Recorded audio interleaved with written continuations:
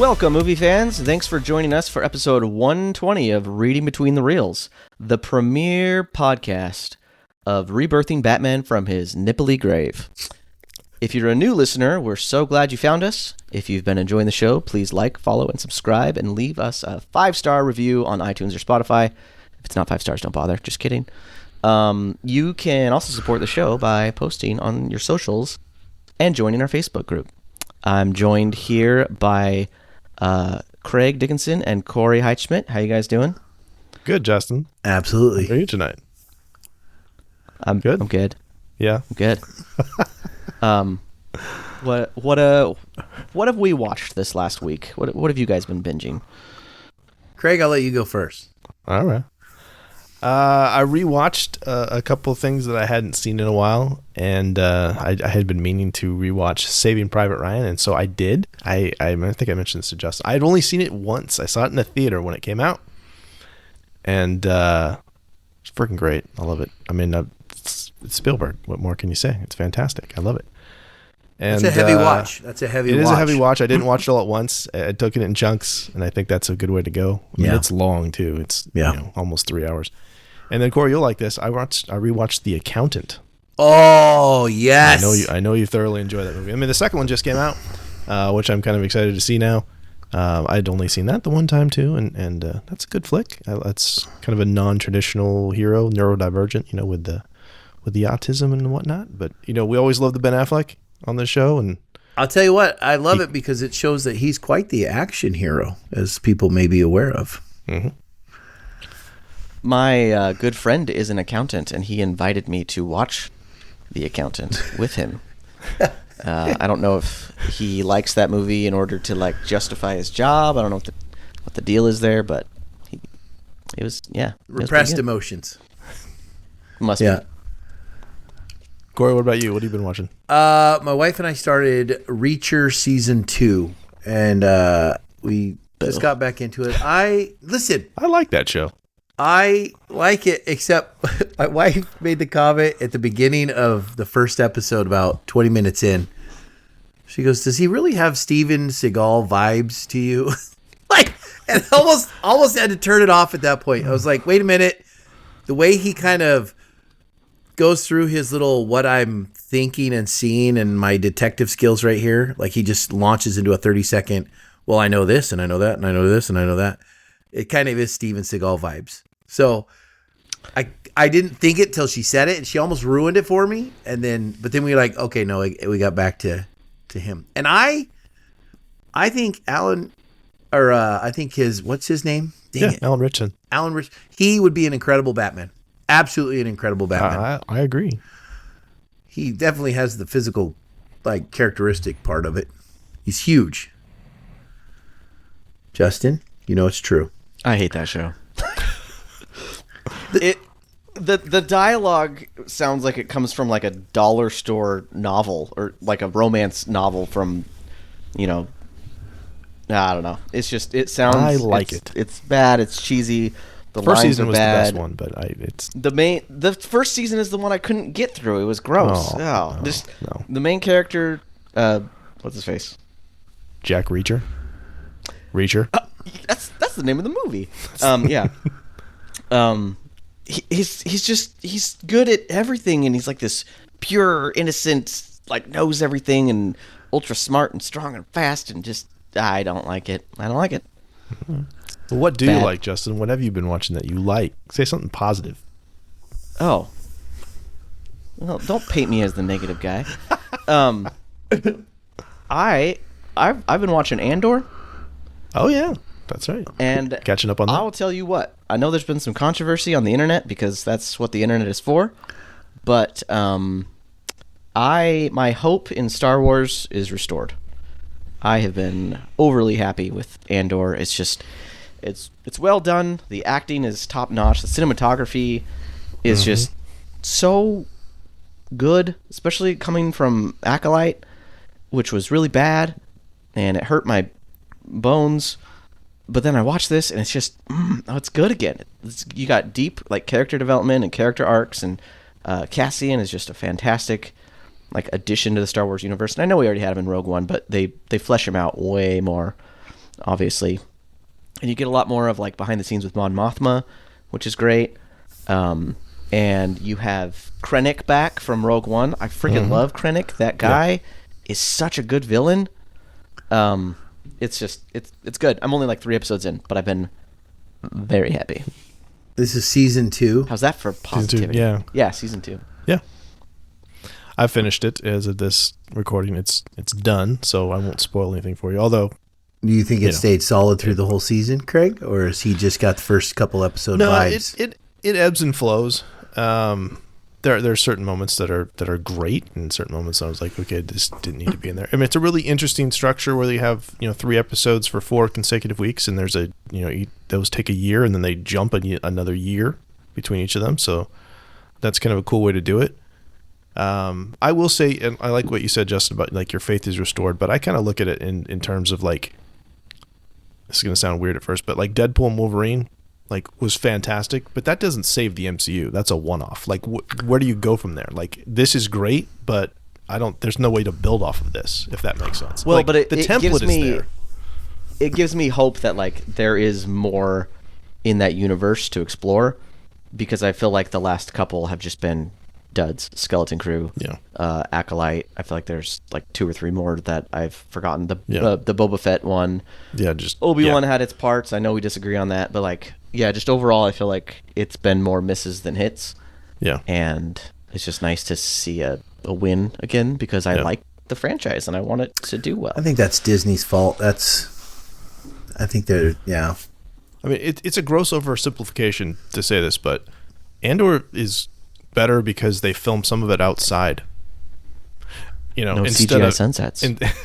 Instead of continually in the volume like all those other shows that we mentioned. Like it because of that, it looks more cinematic, which Star Wars is supposed to be a film franchise, not a multimedia franchise, in my humble opinion.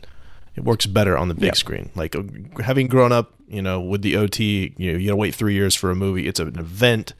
This weekly, very low risk, low stakes, low budget stuff. Just, hard pass. I don't know if that's all of it though, because Mandalorian,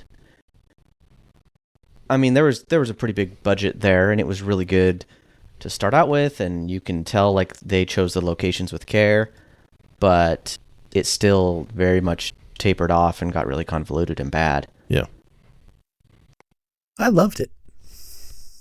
I'm just the odd one out, I guess. Oh, I mean, I like The Mandalorian when it started too. Like, it definitely decreased in quality dramatically, but like Tony Gilroy as a filmmaker is a much more seasoned filmmaker and a much more serious filmmaker. I mean, I like Jon Favreau's work too, but you're looking at some of these other people. They're TV show runners essentially, or people that came from the MCU. Like, they don't have the they don't have the resume that Tony Gilroy does. So I think you like the adult is in the room making this.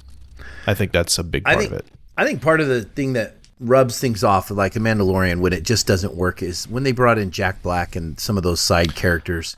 They try to just go for kicks and go for laughs with big names. They didn't go back to the original storytelling they had in the first season where we built this whole, this religion of the Mandalorians and everything. And we were proceeding towards the big creature underneath the water, and we were doing all that, but it's like we were having these little side shoots because we were trying to we were dragging out the season. And so we had to have a little side adventure over here with Jack Black, which was stupid, and then come back. And anyway. I also think you almost paint yourself into a corner by having your main character be like a mysterious character, because if you're selling the mysterious point, any characterization or any character development is going to take away from the mystery and will ultimately, like, I guess, reduce the initial appeal. Yeah. If you want that character to grow. And I feel like that's kind of what happened with Boba Fett as well. Yes. The more you got to know him, the more you're like, I kind of liked... It's less interesting that way. Having my own backstory. Yeah. Now, this might sound like a giant rabbit trail, but actually, now the more I'm thinking about this actually does fit quite well with what we're talking about tonight, because we are going from 1997's Batman and Robin, which, again, nipples, weird guest stars, nipples on the costumes, stunt casting, to a serious take on the character with Batman Begins, which is what we're talking about tonight. So the Christopher Nolan's the adult in the room in this case, and having only done 2 big films, had Memento and Insomnia. Going into this, Warner Brothers gives him the keys to this massive franchise, and then this film comes out. So, guys, I want to start with just overall thoughts on Batman Begins. And Justin, I'm going to start with you. Okay, so I've watched this movie 1,000 times. Like I'm sure many people, millennials and Gen Xers have, because it's a fantastic movie. But it's what struck me this time, kind of like watching it in sequence of Nolan's movies, is it is kind of crazy that he had previously directed, 2 films, and they're not like huge budget films. You don't have huge set pieces or anything like that. And then, like you said, he was given the keys to the kingdom with this character, like one of the biggest characters of all time. And that's like a huge responsibility to go from Insomnia, Memento, and then, not in that order, Memento, Insomnia, then this. That's huge. And my goodness, the man pulls it off. It's not without its flaws overall, but they're few and far between. Overall, like, it is a solid movie. We talked about Raiders of the Lost Ark when we watched that movie. Like, we were surprised how much fit into that movie, and like for roughly an hour and a half film, it's like how do they get so much in there? I feel the same about Batman Begins. There's a lot in there. Like, you get a lot of characters, you get a lot of character development, you get an origin story, and the pacing is just really, really good. The acting is really good. Like, Christopher Nolan nails the cinematography like he always does. And it's a much more grounded take on Batman that I love. I love grounded movies. The more down to earth you can get it, the better. And I think this movie might have kind of spawned almost like a little mini revolution in film. Like, you get a couple movies after this, like Casino Royale, the 2012 Spider-Man, and then much later Logan. But you get these like more down to earth stories and less comic booky, more real world. And it was kind of a swing because previous Batman movies were not this grounded. In fact, the original Adam West films, those were completely wacky, and it freaking nails it. Like, we've done good comic book movies before, but not movies that are like cinematically good, I would say. Not in the way that this is, I guess. Corey, I guess I'm just digesting what Justin said. And your last quote, I think, really stuck with me. It was cinematically good and better. I think I might even say cinematically, this is a better movie than Michael Keaton's Batman. I'm going to throw that up there. I don't think Batman as a character in this movie, Christian Bale as a Batman, is better than Batfleck. There, I said it. I had to get it out there. I don't. But here's the thing. I think we should get into that much later. Like, I want to discuss that in depth. I don't disagree. I'll discuss it. I've done notes on this. Here we go. But here's the thing about this. I watched this, and this one, I think I watched it in theaters. I can't remember, but I don't like the idea of a superhero movie that's grounded in reality too much. Like, I need to believe in a little bit of more supernatural. And this movie grounds thing. It takes away the mythic aspect and goes towards the reality part where where Batman is. He's grounded in trauma and everything that he's experienced in his life. We're not just focusing on gadgets. We're focusing on him and developing who he is as a person and internal and his struggles and all the metaphors that we're throwing throughout this whole movie. But I think this movie as a whole does so much in terms of making themes go throughout the whole movie and keeps them. The number one thing that I think he does throughout the whole thing is in his flashbacks and everything, he keeps bringing back this fear and vengeance and justice and fear and vengeance and justice. And you get these words repeated over and over and over, even through their backstory, through the current story, even to the end, you get those same words. And I think Nolan has a lot of payoffs with that, right? That you don't get in some movies. Some movies you just see the character develop and go on. But this really writes those in there. Until the end, you find out this is more going from fear to hope, right? In the beginning, Bruce Wayne's all about fear and trying vengeance, which is Ra's al Ghul was about vengeance. And yet Batman comes in with his moral imperative and says, no, it's not right. I'm not going to kill. And I'm going to just go. And then he becomes this symbol, becomes this hopeful character on the end. So I think it's great. The one thing I got to say, Craig, beyond that glacier came back. I told you that last time. The first thing I saw with that glacier, I said, that's the same glacier from Insomnia. That's the same glacier that was in Interstellar. Okay, it is the same one in Interstellar, but not in Insomnia. That's a different place. So I wasn't here for last episode. Yeah. But that was something I wanted to say. That Christopher Nolan loves these glaciers. Yeah, I mean, that glacier, I believe that one's in Alaska, but the other one is the one in Interstellar. It's the same one in Interstellar. It looks very similar. They have that dirt top. Because I had that a little bit later. We'll talk more about that. But yeah, he loves that, and he does. I mean, okay, so for anybody that lived through Batman and Robin in 1997... I'm sorry. Sorry. I really wanted to like that movie, and it's trash. This is what I would say. First off, this is the most necessary superhero reboot ever, because the franchise was dead. And so I love what you said, Corey, about kind of wanting that less grounded, more kind of supernatural, fantastical vibes. But I think that this, things are in a pendulum, right? That movie leaned so hard, Batman and Robin, leaned so hard into the wacky and the comic booky and the toyetic thing. This one had to go the other way. They had to get, the gravitas in it. They had the verisimilitude. It had to feel real. It feels like a Bond movie, absolutely, from the beginning. It had to do that. The flip side of that is, and this is a thing that I've struggled with, and I had this later, but I'll put it here as well, is it's kind of a double-edged sword for Warner Brothers. Because Nolan is so hard and fast, there are no other superheroes in this universe. Even to the fact that, traditionally, they're at the movies, when his parents died, they're at the movies, they're at a Zorro movie. He changed it from that, so he doesn't even have that as an influence. It's completely organic. It totally comes from him. But because he's done that, we even have, 2006, the next year we have Superman Returns, and they don't exist in the same universe. Yeah.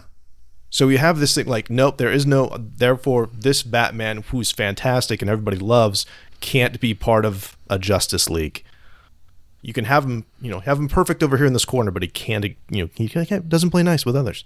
So it's both. It's this double, it's a $1 billion franchise, but it can't be a launching point for the Justice League. And that is frustrating to me on so many levels. I think you're right, because that's what Nolan brought into this. This wasn't about, even some of the gadgets he does are realistic like gadgets. They're not overly over the top. Well, that's not believable gadget, that he could just whip up do all these magical things with these gadgets. This movie's grounded in realism and dialogue and character arcs, and I think that shows his pacing. And I think the deeper psychological stuff that Nolan has done in Memento, and then he did in Insomnia, he's still doing here, where we're getting this whole arc of contrasting good, bad, all these psychological aspects of him, and that we're on this journey, which is not distracted by supernatural events. We're focused only on the realism that he can bring with realistic type gadgets. I also appreciate that the parts of Batman in the comics that are supernatural. So, we're not there yet, but Bane, for example, he's got, the venom that gives him the strength. And then you have Ra's al Ghul, who is more or less immortal. He has that Lazarus pit that brings him back to life. And they don't completely rule out that is the case, that he's not immortal. Like, they never say in the old versions of the League of Assassins who the leader was. Like, was it Descartes? Was it Ra's al Ghul? Was it someone else? Was it a predecessor? But they don't say it was him, but they also say they don't say it wasn't him. So they don't break like the comic book canon, but they don't introduce anything mystical either. Mm-hmm. If that makes sense. Like, they remove all of it and just kind of leave it a believable gray area. And I love that. It's so good because it keeps both crowds happy. Cool. Well, let's dig into it. Let's talk about the cinematography. First off, nominated for the Academy Award for Best Cinematography. Did not win, but was nominated. What are some great things that we saw? Composition, color, camera work, guys. Okay. I'm gonna steal this one first. My memory of this movie is that it's very, very dark, which it is. But in watching it this time, I was like aware of just how brown the movie is.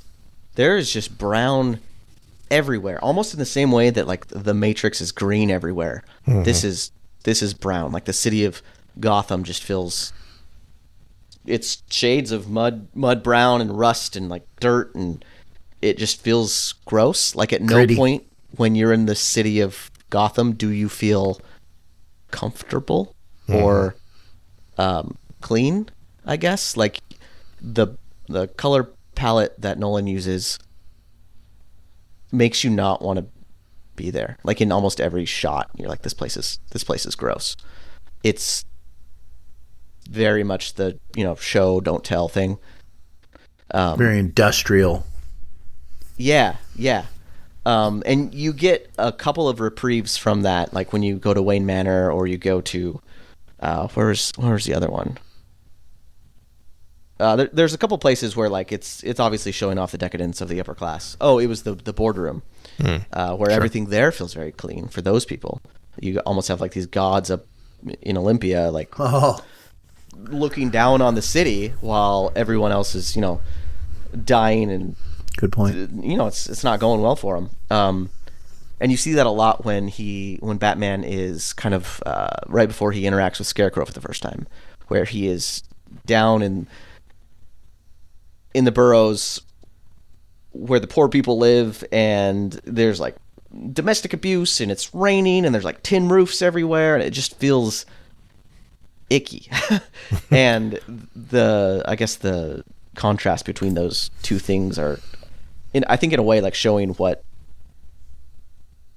Batman is trying to like bring together. Like, there's no middle class, I guess. It's rich or poor. Yeah, we don't see that, do we? Like, maybe Commissioner Gordon is like the closest thing to middle class we see in Gotham, but you can tell that his life is strained. He's a stressed dude.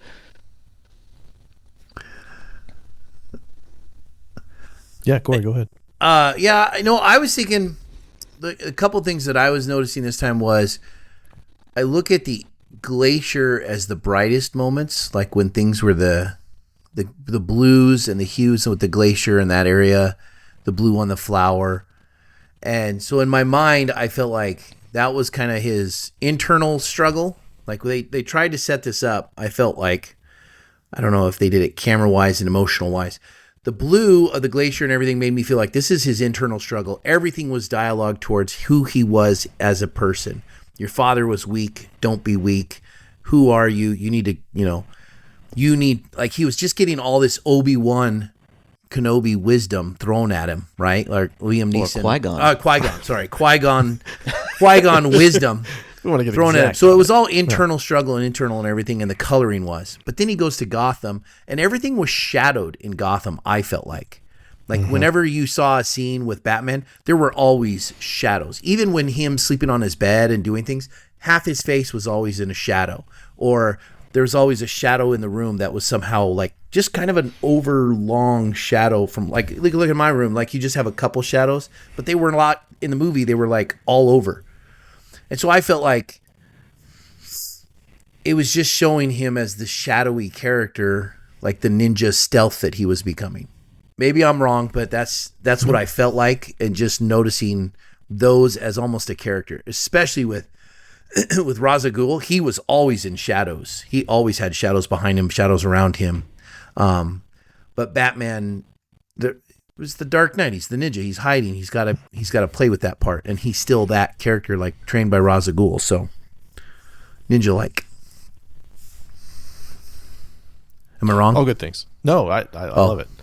I have so much, so I'm gonna just try and build off what you guys have done. But I have to start with the first shot of the swarm of bats flying through, and then just they pause ever so slightly so you can see the bat symbol in the middle, and which is just a beautiful shot, and it's so subtle. And originally I wrote that it looked like it was at sunset, not a CGI sunset, but actually what I think, it's probably sunrise, right? It's got to be the beginning of that, because this is an origin story, and that's just a brilliant way to show that. I wonder if the other two movies build off that at all. Yeah, I'm going to be looking for that for sure. Yeah. Just some other things, just kind of like one-off things. Like you mentioned, like the glacier, and like there's so many wide establishing shots that like we did not get. That's one thing that definitely, like, the visual language of Batman movies completely changed here, because they were like on a set, matte paintings just weren't outside, like we were talking about with the Star Wars stuff. Like just seeing those massive buildings or landscapes, those kind of things, really grounded this movie immediately. Batman's outside in nature. Look at this. We've never seen that. It's like he's only in Gotham City. That's all we'd ever seen before, which was groundbreaking at the time. Just some other things. I want to talk about. Love what you said about the color, Corey. I had a lot of that stuff too. I did say Arkham Asylum is kind of yellow, like a sickly yellow inside, especially with those fluorescent lights. Like something's poison in there, something's rotten from the core there. One thing that a lot of people, I think, had issue with, that I think is very intentional, is we don't get to see the fights very much the way that we do in, like, say, Batman v Superman. I know, and even in Keaton's Batman movies, where we get to see like the full shot and we get to see all of the choreography. With this, it's a lot of like mid to American shots, lots of quick cuts. And I don't think that's because, and some of it might be, hey, this is my third movie, I don't necessarily know how to stage this. But also, like, this is a lot more about what you don't see. I think there's a lot of intentionality behind, we're getting kind of the perspective of the criminals. Like, Batman's in and out. We don't really know what's going on. I think that's absolutely the way that's supposed to be. I see Justin shaking his head. He's agreeing with me. Yeah, sorry. You stole it from me. I think that's 100% it, especially when, like, you're first introduced to on the docks, right? The Batman on the docks. Like, he is acting like a predator there, right? He's not acting like a superhero. He's not Superman. He's not a symbol of hope. He's freaking fear. And they like lean into that. Those guys are scared. Like, fear is Batman's superpower, right? Yeah. Like, yes. You rich. make somebody scared, and they are going to make mistakes, and they're going to like cause issues or create issues. And as the audience, you feel that. Like, you don't know what the heck is going on. Like, at one point, you're like, can this guy freaking fly? Like, why is he just coming down and then going back up and then zooming across the room? You're just as lost as those. As he even villains cuts are. away from the fight. Yeah, those he cuts away from the fight to show people's reactions to the fight. Yeah. Yeah, that was the part. See, you take a look at what he did on the docks. They built that up, especially when the line was so bad. I fear bats. It's time my enemies shared my dread. Which I was like, okay, that's terrible. That's. But my point was ripped from the comics, though. He pushed that fear, and he did all that, and you saw that early on. And that's my one complaint towards the end a little bit, was with those shots, we didn't get that anymore. And a part of that is it's Ra's al Ghul and these ninjas, and they're ready to fight. So they don't fear him. They just know he's one of them. But like exactly what you said, Craig, I wrote it on here. His fights with Ra's al Ghul and those pawns was all too tight. It was super close up. I never had full, huge choreography shots. There was a lot of cutaways in it with the camera. And I feel like you do that either because you want to try and make it a lot of close-up action so the audience feels like they're right there. Or maybe you don't have the actors who can quite pull off the hand-to-hand combat and still look that part. And this Batman movie to be this Batman character, we're not ready to fully embrace, without offending anybody, a warehouse style bat flick combat, right? Because that was gritty. I thought we were going to get through a whole episode without No, that. I'm not. I was because here's trying. why. That was so gritty and so dark, and I feel like that moment where he's fighting 4 guys for Ra's al Ghul, that's his big fight scene. Like, would have been warehouse level, throwing a guy into the wall, like doing stuff. And I don't think I get that with Christian Bale that you got in that scene where you were back a lot and you saw Batman just full on combat going at it. This, we're real close and it's tight with this, and we're getting some punches. But you've got Liam Neeson. He's Qui-Gon. He's done Taken. He's done Rob Roy. He hadn't done Taken yet. He hadn't done it yet, but he's that level of character and choreography that he could do these fight scenes. Dude, those movies are so heavily edited. I don't think Christian Bale could do. Well, yeah, but I just don't think they have the choreography in this to be that level yet to have those wide shots on Batman. I do have some notes on that one I want to get to, but I think there's a couple things going on there. One. What is this? 2005? Like 2005, yeah. That was a little bit the style as well.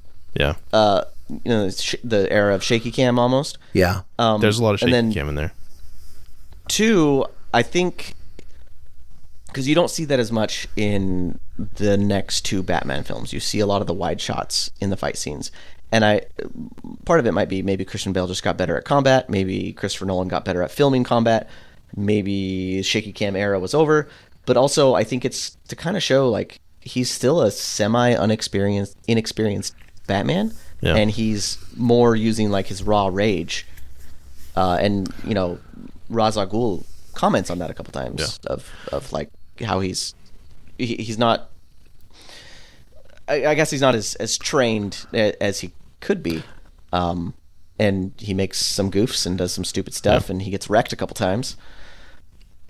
Some of this might be the suit, too. I mean, that's something that gets addressed in the next movie as well, that the suit is not very agile, right? He can't move a ton in there. Can't even turn his head. Can we talk about the suit? Is this a good time to talk about the suit? We could talk about the suit now. Do you want to jump to the suit? I don't like the suit. Of the 3, like, I'd say good Batman movies, I'm going to leave out Liam Neeson and George Clooney's. Val Kilmer, you mean? What are you talking about? You said Liam Neeson. You meant Val Kilmer. Oh, I meant Val Kilmer. I'm sorry. Rest so Val peace, Kilmer and George Clooney. Yeah. I thought this suit was not great. There wasn't a big focus on the suit. It's very, very black, so it's hard to see, which I think is probably fitting. I think that was what they were going for. Mm-hmm. But in the instances where you do see it, it's just, I don't think it looks good. It looks weird and clunky, and it doesn't really bend with him very well. But you really have to look for it. In other movies, the suit is on display. This one is. It's not. Yeah. It's not. This suit, I don't think is that great. It's just the cave jump. What is it? The spelunking, cliff jumping crowd. Base jumping. Yeah. Yeah. I don't think. I think. Yeah. Of the suit as a character, I think his suit is meant to be toned down and everything, and not quite as flashy and developed, like, especially because even the cowls that they did, they were breakable in the beginning. Like, I think it showed them making mistakes along the way, which allows you to step back and say, okay, Batman's not about gadget. He's not in the gadget guy yet. And then at the end, all of a sudden, he's got these magnetic clips and doing these things with his belt, and he's kind of stepped it up. But still, it is no Batflick suit. It is not that level. Hey, Cord, do you like that movie? Craig and I had that discussion earlier. I think the Batfleck suit is the best one. I think there's a place for both of these Batmen. I think these two are the best 2 Batmen that I have seen. I'm even going to throw Keaton out the bus and say no, Keaton. Oh, no. That's horrible. Keaton's just fun nostalgia. Bale's and Batfleck are two. There's something about him, though. I'm gonna go Batfleck number 1. Keaton number 2. I think Keaton's Batman, especially because he reprises it in The Flash, which was a trash movie, but Keaton was amazing. I like that. Over Bale? He is great. He's great in that. Over Bale. I think Christian Bale does a really, really good job of Bruce Wayne. I like the other Bruce Waynes. The other Bruce Waynes just seem like Batman. They seem like who he really is. This Bruce Wayne seems like an act, and I think that's who Bruce Wayne should be. He is an act. Yeah, I want to touch on that again a little bit later on. I do want us to transition back into a little bit more of our regular protocol, though. So let's talk about the sound, the special effects sounds, the music, which I have a ton of notes on, vocal sounds. What do you guys want to talk about first? I'm going to talk about this tumbler. Can we just say that this tumbler... Freaking because love that here's sound. the other part. For effects, right? This tumbler was really built. This is not... They did a practical effect here. Which, you're not buying that off the lot, yeah. Yeah, no, this is rare. That right? We were going still for a practical effect with this when CGI was taken off. 2 years later, they're making Iron Man, and it's mostly CGI, right? So it was there. But they stayed with this tumbler for practical effects, and there are some scenes you see it take a beating, but it has this unique roar, and then to still keep the little fire thing in the back as an actual workable thing, and not just some knockoff. Ooh, the fire! Ooh, I get turbo, right? Like it was so much better than what the original Batmobile had, but to still keep that fire in there. So. I thought it was that tumbler sounded. When you say unique. original, what are you talking about? What are you talking about? Even in the Keaton Batman, the Batmobile with the fire thing in the back, the little turbo engine didn't do much. It was cool, but it wasn't functional. This was a functional one. Like it forced the jump. Because of Keaton, when I lock my car to this day, I say shields and boop, boop. Right? Yes. Yeah. Mm-hmm. I know. That's still so cool. No, but the growl of the tumbler is just epic, especially when he throttles up and throttles down with it. And Commissioner Gordon does it too. You still get that. Yep. Just a gravelly sound. So I had that too. It's my least favorite Batmobile. But you like the sound though, right? I love the Batmobile. It's just my least favorite. Like they're all good, but this is my least. You hear it great when Lucius Fox tells him to power down. And then he says, does it come in black? Like that scene right there. You really hear the sound of the tumbler. Yeah. Yeah. Justin, what about you? What's some things that you noticed sound-wise? I noticed that this is my least favorite Batmobile. Just kidding. Okay, so I feel like I got a lot for the soundtrack this time. I normally don't. But the soundtrack is so good, right? Mm-hmm. It's very... recognizable and iconic, and I'm excited for the next Batman movie because we get more like the Joker and the Batman theme intertwined, but I'm jumping ahead here. Yes. So in nowhere did this like theme sound heroic. It just kind of sounded like it was coming for you, like it created like suspense, or like it was lurking in the shadows the way Batman would lurk in the shadows, and you're almost like waiting for the climactic moment of the score to happen, and you're like, when's it gonna happen, and it doesn't. It does eventually, but not when you think it's going to, and it just keeps you on the edge of your seat out of like anticipation the entire time. And I don't think we have the rights to like play some of this stuff, and I wish we did, but just like go listen to the score at some point. It's so good. Yeah. I'd forgotten how good it is. And there's a lot of it is just like 2 or 3 notes. I'm not super good with orchestrals and stuff, but it's not doing a whole lot, but they do a whole lot with very little. It's very basic. 100% agree. Like there's like a 2-note motif. It's like, Jaws supposedly doesn't have a whole lot going on, like John Williams, right? But it does, that 2-note. But there's like a Batman kind of thing. There's a motif there that does that. Like there's a 2-note motif that does that. And this is the part where I have to mention, because I always go, oh, it's Hans Zimmer. And yes, it is Hans Zimmer, but it's also James Newton Howard. Like they work together on this. And I don't think James Newton Howard gets nearly the credit that he deserves for this score. What else does he do? Oh, shoot. James Newton Howard, man, he's done over 100 films. So like The Fugitive, the Fantastic Beast films, almost everything M. Night's ever done. He's currently doing like all the Hunger Games movies, just tons of different stuff. But he does most of the like. You always hear Hans Zimmer in this. You do. But I think it's because it's the action sequences that are Hans Zimmer, and it's more the dramatic stuff that's James Newton Howard. That's the way it supposedly broke down. And so those maybe aren't as memorable, but there are some soft stuff that I kind of would think about, like when he's thinking about his parents and stuff like that, that there's a little bit more melancholy things that go with that. But the thing that I remember hearing about this, and this movie's 20 years old, which is ridiculous because it absolutely holds up, that I don't know if you guys remember this or if you'd heard this, but the soundtrack, the titles of all of the tracks are taken from the scientific names for different genuses of bats. So like the main track is that you hear it's called Molossus. That's the main action theme. That's you first hear that when the tumbler escapes from the Narrows. But what's also cool is if you're looking down the titles of the tracks, 4 through 9 are an acrostic, which as an English teacher I love that. And they actually the names like, so it's like Barbastella, Artibus, and it spells Batman. So I love the attention to detail on that. But like they all build off of each other, so it's just a freaking great score. And how many people are like the amount of work it must have taken to like do that, and how many people are going to notice that? Yeah, that's just nuts. Yeah, so I won't go into deep. Like it's easy to find if you want to look at all that, but I enjoyed the snot out of that was a thing. I'd forgotten, like, oh, Molossus, what is that? I had to look that up. That was the main track that I was like, oh, that's the one that I remember. That's the main song. But just some other things that I had, like I love how like the bat screeching is kind of an editing bridge where we hear like different when like the flashbacks happen, like it takes them back to reality.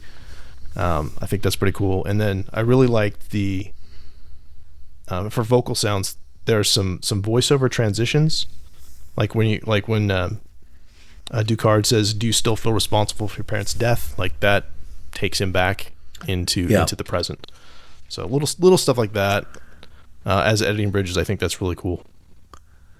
Oh, and I think my last one I had was just that we see Bruce kind of hanging out with criminals, trying to like understand the criminal mind. Yes. And then it's being narrated the whole time. Yes. I love that sequence so much. He's like, I'm not a thief. And he's like, I'll tell the guy who owned this. And they show the crate. And it's like Wayne Enterprises. Yeah. That's so fun. I mean, that's the part. Yeah. They do a great job with that. The other thing I think for sound, I also had, this is where I think Christian Bale, I don't remember any of the other ones doing this in Clooney, Kilmer, Keaton, but the gravelly Batman voice, which has now become standard. The dark, I'm Batman, you are to be, like just this real gravelly, you'll never have to. Just that voice. I got to modify my voice so people don't know it's, hey, my gosh, you sound just like Bruce Wayne, And so Keaton kind of whispered a little bit, but Bale makes a choice here that, and we'll have to talk about it when we get to The Dark Knight. Like he ramps it up dramatically. Like it's starting here, and the dude commits to it. By the time we get to Dark Knight Rises, man, he's a little much, in my opinion. Like it's fine in short bursts, but anytime he has to have extended dialogue, like when he talks with Rachel, it's not about who you are, it's what you do. That it's like this is more than one sentence. Weird, it's not rough. But then here's the thing: my colon. Contrast him with Ra's al Ghul. Like Ra's al Ghul is like the same even kill in his whole thing. Even when he's fighting, he makes his vocal sounds the same even kill. He is Qui-Gon. The only thing he didn't say in this was your focus determines your reality. Which he could have. That would have fit. Which he could have. It would have fit. In all the wisdom that he threw out, which was straight he's Qui-Gon. So good in this movie. Oh. It was like, and you can't even disagree with some of his things, because like I looked at it and I was going, some of his quotes, when we get to quotes, I'm like, okay, he's actually right. I agree with him. Yes. He's got a lot of good one-liners. He is training Bruce, fighting swords, doing all this in battle, and then even at the end in battle, and he's just Ra's al Ghul, very calm and collected, and does his Qui-Gon voice the whole time. Mm-hmm. Absolutely smashes it. Oh, like, you love him in this so much. To do that as a vocal sound for a character is incredible. Yeah. Well, let's go. We're already starting to talk about performances a little bit, so let's transition down there. And this is the part where I have to say that this cast is absolutely ridiculous, except for Katie Holmes. Yes, like literally, it's like, but somehow it gets worse in the next one.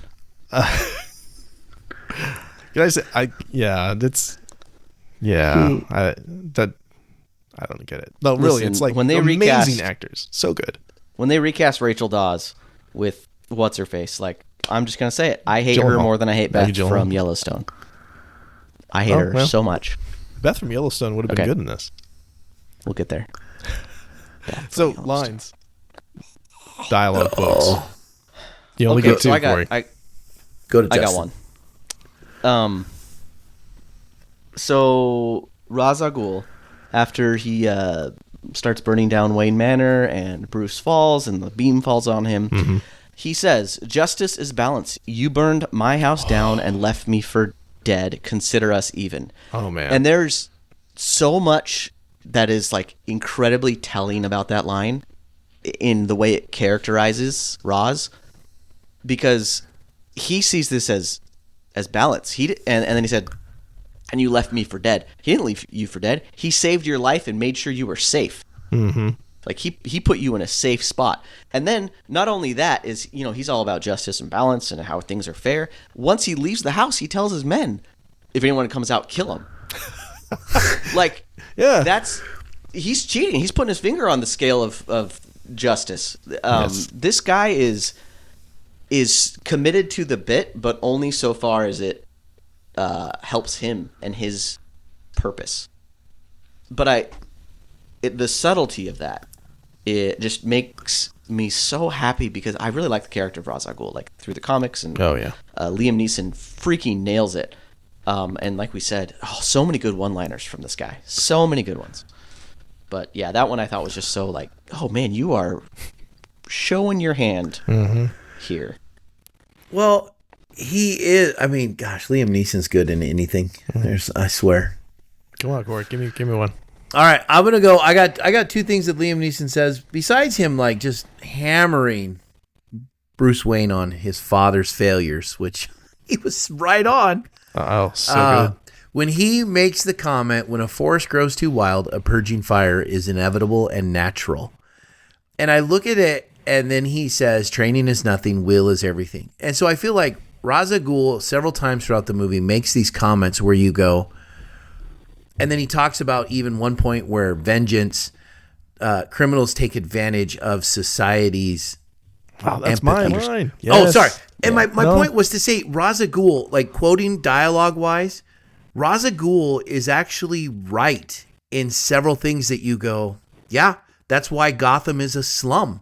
That's why our world has some slum in it, because we have a lot of these things that we have just let go, and he's not wrong on some of these things. Now, what he wants to do is wrong, but he's right in that things are growing too wild, and we're letting people take advantage, like some of that. And so you go, and I think that's why there's a lot of truth in what he says from a certain point of view. Yes. Corey, Back to Obi-Wan. I feel like you might kind of like understand this one too. I've never actually seen you teach, but you've seen me teach, and Yes. you've commented that similar style sometimes. But I feel that way in my classroom. Like at the beginning of the year, I have a fair amount of trust, and like I have an understanding with the students. And every once in a while, a purging fire is required, because I trust that the students are going to make the right choices, and then it gets out of hand, and then like Mr. Eldon's got to quote unquote crash out, Yeah. bring it back to Exactly. stage center, and it's like I'm trying to like give you some like ground to work with, but we got to have that purging fire. We got to release the rats into the city and start the plague. We have to I think economically that's what you destroy the say. children. You actually are right. You think you use that from now on. It's time for the purging fire. Purging fire, children. Yes. Yeah. So I'm gonna quote the line word for word that I love it so much. Where we just love Ra's al Ghul so much in this. He says, "Criminals thrive on the indulgence of society's understanding." That's what it is. And you know who else does? Naughty students. Yes. Like, Yes. Let's relate this back to our jobs, people. Yeah, for those of us joining us, let's do some we're all restorative teachers. justice. No, And it's the end of the sometimes school year, there and has we're a to little be spicy right now. Yeah, there's got to be a hard and fast. No, you've had enough chances. It's over. Yep. So Absolutely. But he's right. Mister, that's not fair. No, it's not fair to continue to let you act out in this way. That would be unfair. Yes, it is late May. Justin, do you have another line? Sorry, we could.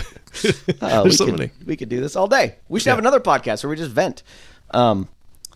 So the other line was when, and it's repeated a couple times, and I think it's kind of a theme of the film, is when young Bruce falls, and then Thomas Wayne says to him, "And why do we fall, Bruce? So we can learn to pick ourselves up."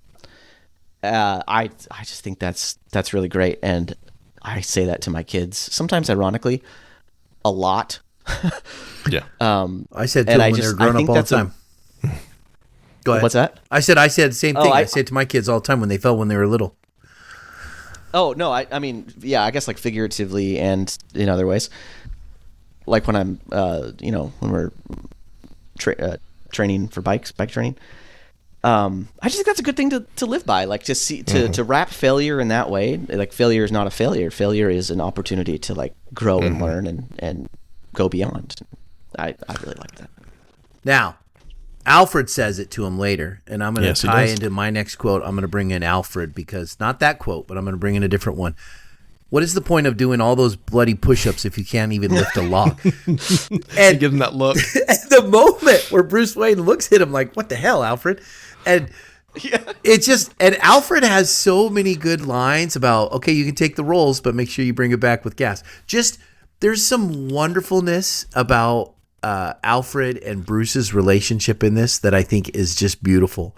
And it's a shame they always make Alfred so old, because then you think if you do anything with this character long term, there's going to be a point where whoever played Alfred has to age out of it, and you have to recast it, because I mean, Michael Caine's just too old to come back to this. I mean, not that they would come back to Christian Bale as Batman, but Michael Caine's too old for it. Like, I think the way they did Batflick with Jeremy Ironside was so much better. The age Jeremy Irons is amazing, was closer to where it would fit. But Alfred in this is his own character. There's humor, there's wit, and there's so much passion and love. Even when he says, "You haven't given up on me yet," and he says, "Never." Like, Alfred as a character is so lovable in this one. So there you go. Do some push-ups. Best Alfred of all the Batmans? No. Jeremy Irons. I think Michael Caine. I do. Yeah, he's so great. too. He's so freaking charming. Okay, yes. He's that. There's a lot more in the next one too. Like when we get to like talking about the thief in Burma and all the things. Like, yeah, and there's humor in that movie. Like that movie's so heavy, and there's levity. We'll get to that. I don't want to. Yeah, you're right. Yet, Alfred. It's hard to do these movies independently of one another. He wasn't even the first choice, which is also Anthony Hopkins was, but he turned it down. I do want to talk about some of those things. But I think he would have been fantastic, but I like Michael Caine in this a lot. Michael Caine's wonderful. So we talked about a lot of the lines that I would have already said that we've kind of made fun of, like "it's not who I am" underneath, that. But I think that's important. And then, you don't have to say thank you. But one I'm going to point out is, because I think thematically it's really important, when Thomas Wayne dies, his last words to Bruce are, "Don't be afraid." Which, I mean, that's the fear is one of the massive themes of this movie. And for that to have been his legacy to his son, to impart that, don't be afraid. Like, you could have said any number of things. Could have said, "I love you. It's going to be okay." No, just don't be afraid. Yeah. That's a good point. I think throughout this movie, one of the things with the dialogue, since we're talking about dialogue, is that Nolan does a great job. Whoever wrote this, did he write it? So Nolan wrote it. The only one he didn't write was Insomnia. But this is also David Goyer, who we've seen lots. David Goyer is the one who wrote the Blade trilogy and wrote Man of Steel and Batman v Superman. So, he wrote some of the things we don't like, but he wrote those things that we do. The thing that stood out to me was how many times in the very beginning we use the word fear in this movie. I don't even know. I wanted to at some point find a way to, maybe I should have had AI do it. Count how many times they said the word fear, vengeance, justice, and those things, because what they did was they kept throwing these words in in the backstory, in the present time, into the Batman, into Alfred. Like the word fear kept coming up, and then but also justice kept coming up, and some vengeance sometime, and then little lines like even Lucius Fox at the end. Didn't you get the memo? That line was actually said twice. And then when he says, it's not who I am underneath, Rachel says it, he says it. There's a lot of repetition of these lines. And I just saw this magician do this trick where he got people to say things he wanted to. And he explained the trick was that he always filled them with these words ahead of time before the show. So that when they got into the show and he used them, he already knew what words they were going to say subliminally. They were going to say elephant because he had already put that in their head along the way. Yeah. And I feel like Christopher Nolan does that with a lot of this dialogue. Is that the lines, some of these lines are repeated just 2, 3, 4 times in the movie. And it's a way of getting you to really fall in the psychological part of the character and build up. Like, I'm training you to understand him as a character. So I got you here, Corey. So I pulled up the script and I did a Control F. Fear or feared or fearful shows up 26 times in the movie. Justice, 14 times. Oh. Vengeance? What was another? Vengeance. 5 times. See? Yeah. Vengeance or revenge. Yeah. Okay. Huh. Okay. So fear is a big one. Yeah, that's why you have Scarecrow as a villain. So I want to keep this moving because we're running just a little bit long tonight. Some body language, facial expressions. Trying to see if we have anything that I want to talk about we didn't quite talk about. Oh, there is the fight choreography. Like, I know we kind of bagged on it a little bit with the camera work, but there is they were trained in what's called it's the KC fighting method. It's a Spanish martial art, so that they spent time doing the choreography for it. We just didn't really see it that much. The one thing I wanted to talk about too, just because we'll get a call back for it in Dark Knight Rises, where James Gordon puts his coat around young Bruce. I saw that. That's a pretty important thing for later on. In hindsight, looking at costumes, hair, and makeup, Ducard's facial hair should have been a dead giveaway if you knew the character. Ross, how cool! I love that. It's subtle enough where you don't necessarily have to make that connection, but then when they give it to you, you're like, of course it's him. And the last thing I'm just going to put here is we talked about the suit a little bit and how much we don't really care for it. But what I love about this, again, Nolan with the slow burn, it's over an hour before we see Batman in the suit in a Batman movie. Yeah, just kind of remarkable.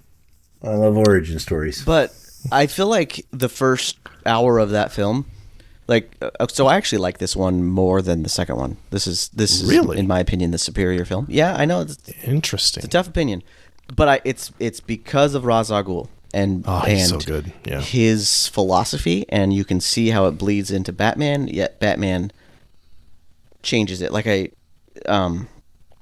I want to do this when we were talking about dialogue and quotes, but his whole idea of how he wants to become more than a man, he wants to become a symbol. I love that. I love that so much. Because you can't corrupt a symbol. You can corrupt a man. You can change a man. I mean, you see that in politics all the live long day, right? You see the second somebody steps up to the plate politically, they get destroyed because of who they are. But if somehow they weren't a person and they were an idea, you can't destroy that. You can't destroy an idea like you can a person. Which he pays that off later on. So that's a consistent theme. He doesn't just, that's not just lip service. That's a thing that we see all the way through the next film and then in the third film. Yep. It's beautiful. Justin, you'll like this. Did you know that as far as the setting design, that he used Blade Runner as an inspiration and showed people Blade Runner? I Rutger did Hauer? know that. Yes, Rutger Hauer, who is, of course, in this movie as well. Yeah. And did you know Blade Runner 2049 used this as inspiration? The circle is now complete. I didn't see that one. The circle is now complete. I did not know that, but that's amazing. I got the name of the glacier for you, Corey. Yes. I'm going to try and say it. Vatnajökull. Vatnajökull. In Iceland. Yep, the same one in Interstellar, standing in for Bhutan. We do have a lot of exteriors in London. We have New York, and Chicago is mainly the main thing that stands in for Gotham, which some people love, some people hate. I think it's cool. I'm fine with it. For the bridges, they had to do Chicago because that's the Chicago bridges that all over went the up. river and stuff. That's really obvious. We'll see that very obviously in The Dark Knight as well. But I wonder how people that live in Chicago that have seen this Chicago, man. Yeah. Sorry, New Girl. I wonder if people that live in Chicago like hate that about this movie. I feel like that would really take them out of Like Gotham's that trash, Chicago's of trash. the film. I don't know. I just Yeah, I can couldn't see that going imagine it either as way. like a You could place go that way. if I lived there. Yeah. Sorry, Chicago. I'm going to say one of the other sets that we're not talking about is the Batcave, right? Yeah. Let's talk about that. I mean, it is raw and unfinished and developing in this, and it's great. I think this is kind of a character on its own. Sure. And especially at the end when they blow up this whole mansion and he's like, I figured the southeast corner, sir, build the foundations. Yeah. Like in the next movie, the Batcave is a little further, a little depth. It is better. And Well, we don't even see it in the next movie, do we? do we? I thought we did. No, That's- that's Oh, the I'm one where thinking he of- just has like sorry. the underground In place. Rises, yeah. Yeah, I'm thinking of Bruce I Wayne's. love that Batfleck's the Batcave is so unfinished that every time he has to like ride to the tumbler, he has to like fluff out his cape and like fly down to it. Like he doesn't even have a stairway. Well, and it goes into like the whole real world thing again, where like it's part of the Underground Railroad. Like there's a reason that elevator works. That because you would not be like, again, you're gonna hire outside contractors to do that. Like you're Batman. How are you gonna do? I mean, they do that in the comics. They kind of explain that he's got a guy who does the Batmobile and those kind of things. But I like that was already he does. He's got a guy for everything. But I like how that's kind of already set up. Some of it's already set up for you in a believable way. Yeah. It's not like, oh, that's super convenient, so the movie can happen. Like, I'm there.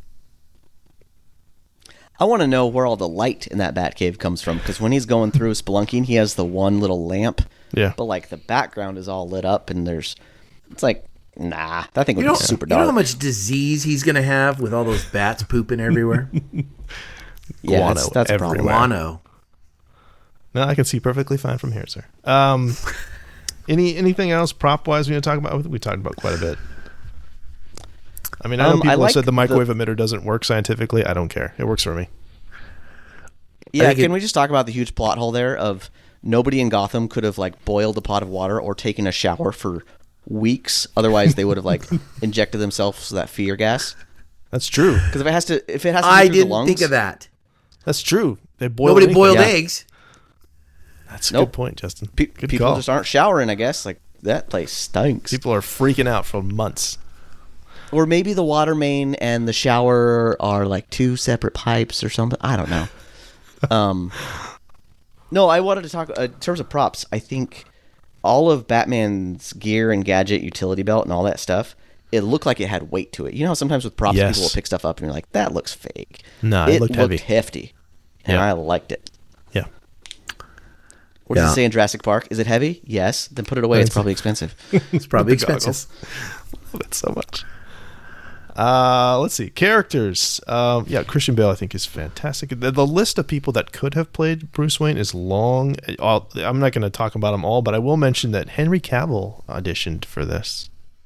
Oh, I'm glad he didn't get it. he Me was too. a fantastic Superman. The best, actually. Yep. He's fantastic. I will say on a couple other ones that are kind of interesting is that Heath Ledger and Cillian Murphy both auditioned for I saw the Batman. Cillian Murphy one. It is not. Yeah.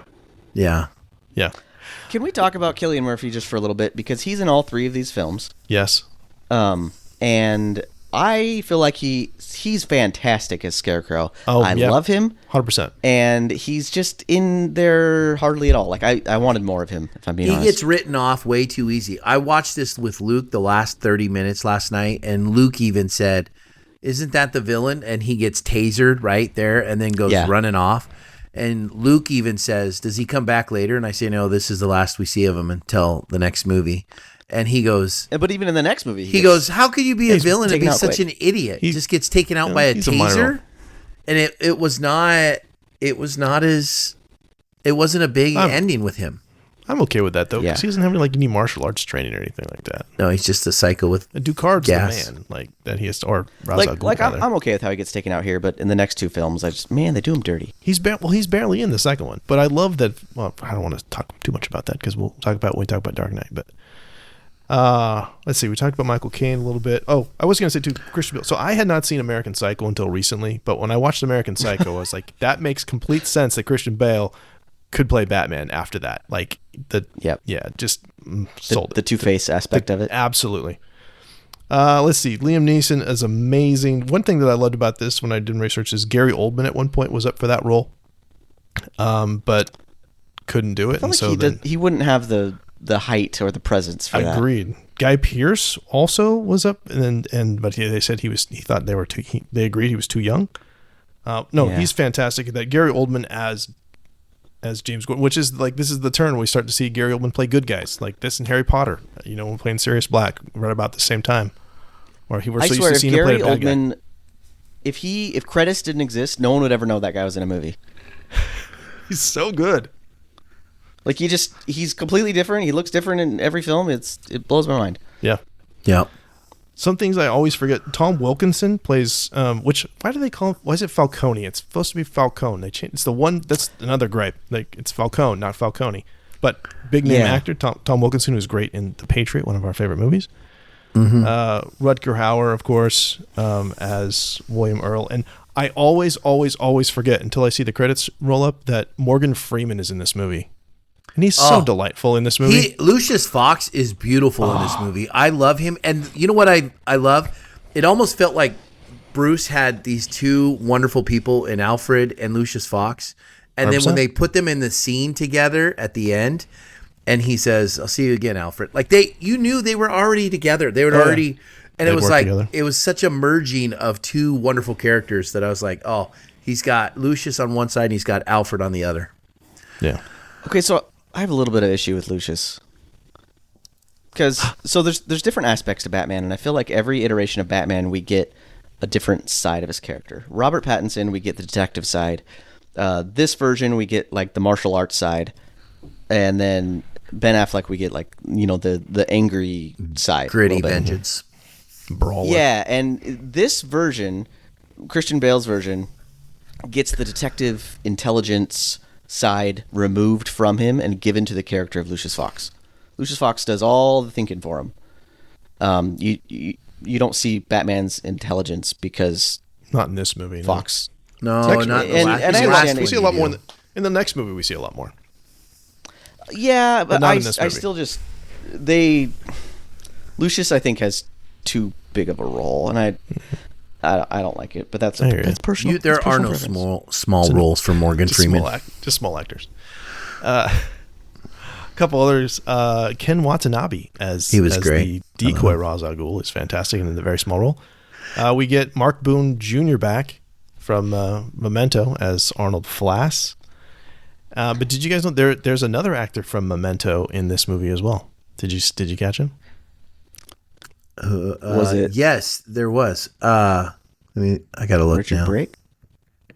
No, was he in there? I'm not sure. Oh, the guy who plays Flass, Mark Boone Jr. Yeah, Mark Boone Jr. And the other one is Larry Holden, who plays the district attorney Carl Finch, Katie Holmes' boss. That's Jimmy Grant's. Oh, it is. Yes. Yeah, without the mustache, the handlebar mustache. Rest in peace. He Nolan died. Pulls a lot of repeat characters. Well, yeah, you can see that a lot. Cillian Murphy. Yeah. Isn't everything. Gary Oldman. Yeah. They both come back in Oppenheimer. I was struck by that when they had like one scene together, and I was like, he's going to play Oppenheimer, he's going to play the president, and that's going to happen. Yeah. Much farther down the line. Let's see. Hero's Journey. Yes. Although the mentor thing is a nice twist. He has to kill the mentor. Well, he doesn't. And he kill him and reject. No. Can we talk about that for half of a second? As much as he says, "I'm not going to kill him," he murdered a ton of guys in Ra's al Ghul's house. That's ridiculous. Well, also, I don't have. They're just sleeping. I'm not going to save you. That's killing. That's killing. Yeah, he did kill all those guys. That's like the freaking trolley problem. It's like I'm not going to put on my brakes, but I'm not going to step off the gas, and I'm going to run over a crowd of people. It's So he killed people before Batfleck killed people, right? Right? Why? Yeah, but not every iteration of Batman has that rule. That is like something Michael made up by the Keaton movies. killed people. He blew that one big guy up with the bomb. I know. Christopher Reeve killed parts people. everywhere. He killed General Zod. Yeah, and he didn't even think twice about it. No, crushed his hand and threw him down a chasm. But yeah, we talked about this too, and Justin, I love that you brought this up. And then they talk about this directly. They call it out at the end of the film that Batman is the true persona. Bruce is the mask. Yes, they bring that up at the end. Which I really want to revisit that when we get to Dark Knight Rises and the 8-year gap. because that's a thing a lot of people have struggled with. It's a little early to talk about that, but like I want to keep that in mind. If that's really true, then why does it go the way it goes? So, yeah, that third movie, things fall apart a little bit. Yeah, I mean, I still love it, but yeah, I think it's there's good. It's just a lot to like with it. It's the weakest. I would agree. As far as world building, we talked about this before. It basically feels like our world, very, very grounded, as if Batman could really happen. That's kind of the thing that happens with Man of Steel too. It's like, what would happen if Superman was real? What would happen if Batman was real? This is how that would go. Yeah.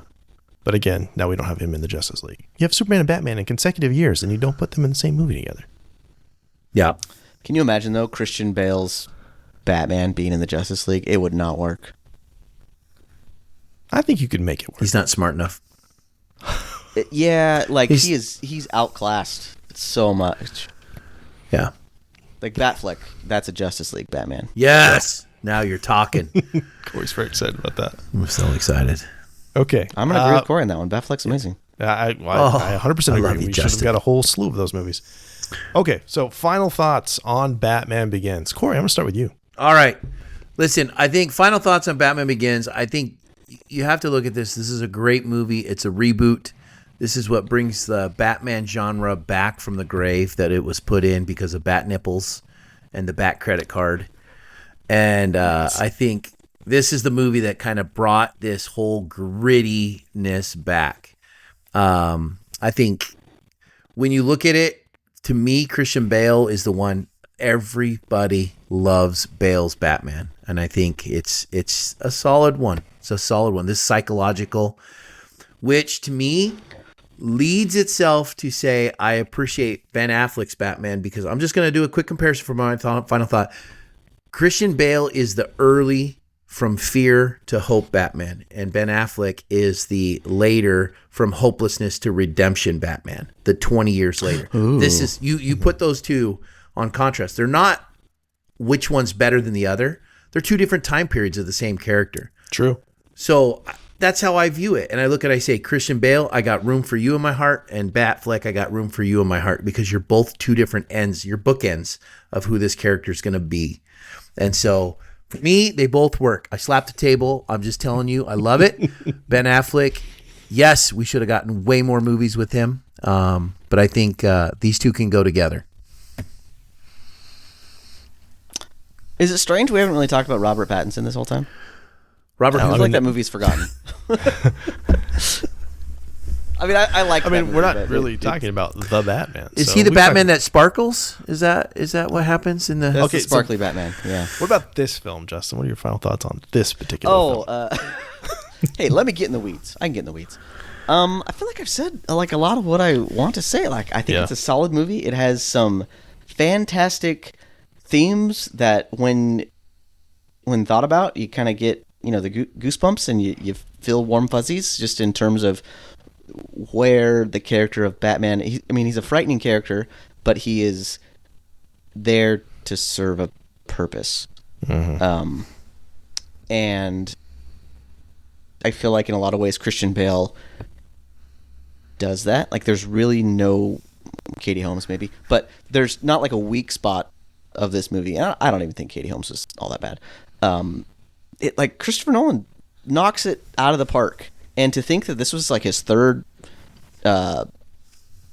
theatrical film, like, that's amazing. Like the fact that he can do that, and this movie came out, and it's not even like a cult classic. Like, it was loved at the time, and it's been loved for the past freaking 20 years. And the fact that, like you said earlier, this movie is aged so well. There is nothing in this movie that dates it. It could come out today, and I don't think anyone would think twice. Like, it's very timeless in a lot of ways. I'm trying to think.